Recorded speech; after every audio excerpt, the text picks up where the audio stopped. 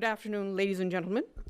I would like to thank the Tom Lantos Human Rights Commission for inviting me to testify here as a witness today.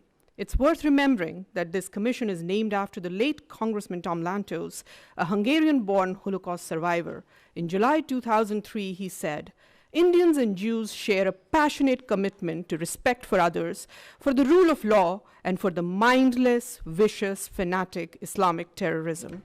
I'm also reminded today of American journalist Daniel Pearl, who was kidnapped and beheaded by Pakistani terrorists. His last words, "My father is a Jewish, my mother is a Jewish, I am a Jewish."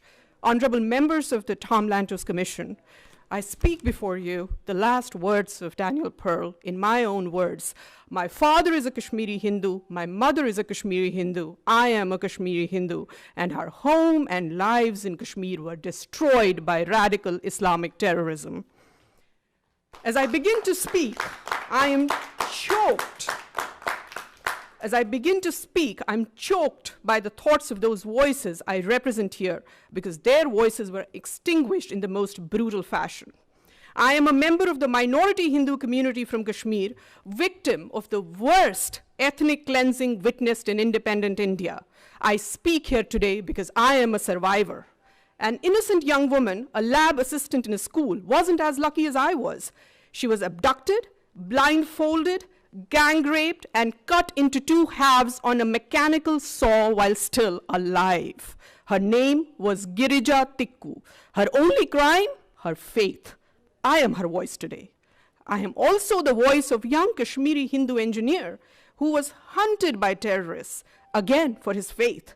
When terrorists came to kill him, he hid inside a rice container in his attic, and he would have been alive today had his location not been disclosed to the terrorists by his own neighbors. His neighbors he trusted, neighbors that we trusted.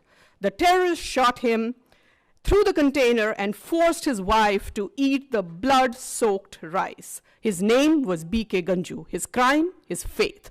I speak for him today. I could go on and on.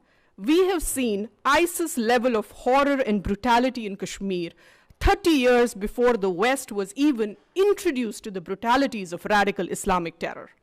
I'm glad these hearings are happening today, because when my family and I lost our homes, our livelihood, and our way of life, the world remained silent. Where were the advocates of human rights when my rights were taken away? Where were they on the night of 19th January 1990, when there were voices blaring from all mosques in Kashmir that they wanted Kashmir with Hindu women but without Hindu men?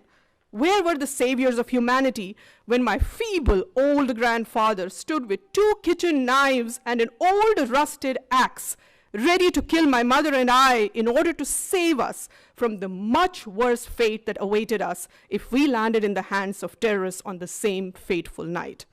My people were given 3 choices: flee, convert, or die. Around 400,000 Kashmiri Hindus fled right after that night of horror. They survived. Those who didn't were killed. Today, 30 years later, I'm still not welcome in my home in Kashmir. I am not allowed to follow my faith without fear. My house in Kashmir is illegally occupied, as those of countless others in my community. Those that are not occupied have mostly been burned down or are ransacked. Thousands of our temples have been vandalized, desecrated, and lay in ruins. Every effort has been made to eradicate Hinduism from Kashmir. Today, Kashmir is home to only one religion. This is by design and is the ultimate violation of human rights. Diversity and acceptance of different views are not the norm in today's Kashmir. It's not just Hindus that have been ethnically cleansed. Sikhs have been massacred. A fatwa was announced against Christian schools in Kashmir, accusing them of luring Muslims to Christianity. What human rights are we talking about when all minorities have either been driven out or silenced? An Islamist state of Kashmir where other religions are not welcome and tolerance of any other viewpoint is absent is no citadel of human rights. This is the society that is being created by Kashmir by those who are talking about human rights. Terrorism, ladies and gentlemen, is the ultimate opponent of human rights. Human rights cannot and should not take precedence over human life. everyone who stands for freedom, liberty, and right to life should worry about radicalization that fuels terror. A 65-year-old shopkeeper, Ghulam Mohammed Mir, gets killed by the terrorists because he opened his shop to earn his livelihood. Truck drivers and apple traders are shot dead by terrorists for simply wanting to earn their livelihood. The simple act of earning livelihood in Kashmir today is prohibited by terrorists because earning a livelihood would show that Kashmir is moving towards normalcy. I ask you, who are these people who fear normalcy in Kashmir? Who are these people who talk about human rights but fear free movement, free thought, and right to earn livelihood? Abrogation of Article 370, that has raised so much concern around the world, is in fact a restoration of human rights.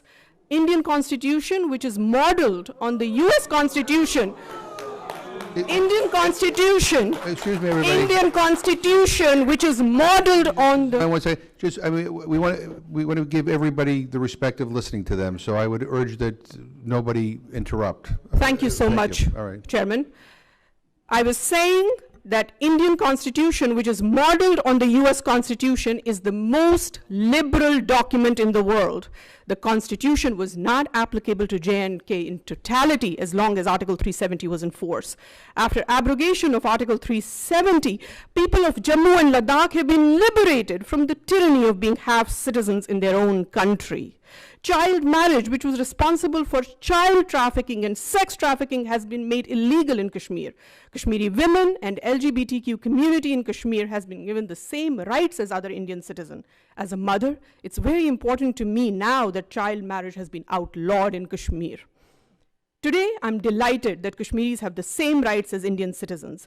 If something as serious as women's right to own property and granting of LGBTQ rights to choose, amongst many others, has been accomplished through abrogation of Article 370, then it's safe to assume that restoration of internet in few remaining districts of Kashmir is not too far away.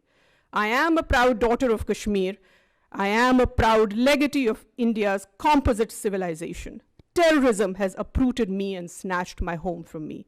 I hope my human rights are restored too someday, and the human rights of my community. Thank you. Thank you very much.